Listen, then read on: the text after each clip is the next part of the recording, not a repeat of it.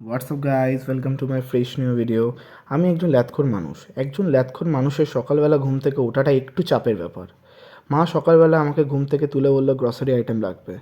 আমি এতটাই ল্যাথখোর যে নিচে গিয়ে জিনিসপত্রগুলো কিনবো তার ইচ্ছা করছিল না, তাই সব কিছু ব্লিঙ্কিটে অর্ডার দিয়ে দিলাম। সকালবেলা এক কাপ চা না খেলে আমার দিনটা ঠিক শুরু হয় না, তাই মাকে বললাম প্লিজ আমাকে এক কাপ চা করে দাও। রান্নাঘরে গিয়ে দেখি মা রান্না করছে। তারপর কিছুক্ষণের পর ব্লিঙ্কিট থেকে জিনিসগুলো চলে আসলো। গ্রসারি আইটেমগুলো মায়ের হাতে তুলে দিলাম, আর মা তুলে দিল আমার হাতে এক কাপ চা। চা খেয়ে পড়তে বসলাম। আজ আমার টার্গেট ছিল হিস্ট্রি থেকে মডার্ন হিস্ট্রিটা আর জিওগ্রাফি থেকে রিভার কনসেপ্টটা ক্লিয়ার করব। পড়তে পড়তে মা দিয়ে দিল সকালের টিফিনটা। আজকে টিফিনে ছিল ম্যাগি। আজকে মা সেইভাবে টিফিন করতে পারিনি, খুব লেট হয়ে গেছিলো, তাই টিফিন খেয়ে সোজা চলে গেলাম চুল কাটতে। নিজেকে আয়নার সামনে দাঁড়িয়ে ঠিক চিনতে পারছিলাম না, কেরম যেন বন মানুষের মতন লাগছিল।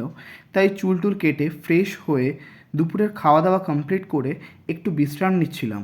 তখন মা দেখলাম রান্নাঘর থেকে ডাক দিল। রান্নাঘরে গিয়ে দেখি মা পিঠা বানাচ্ছে। মা বললো সব ধরনের পিঠা তো করলাম, শুধু একমাত্র দুধ পুলিটাই বাকি ছিল, তো একটু দুধ পুলিটা করা যাক। তাই মা একটু ইউনিক স্টাইলে, মানে বাঁশের যে চেলি দিয়ে কি সুন্দর পিঠাটা কাটলো।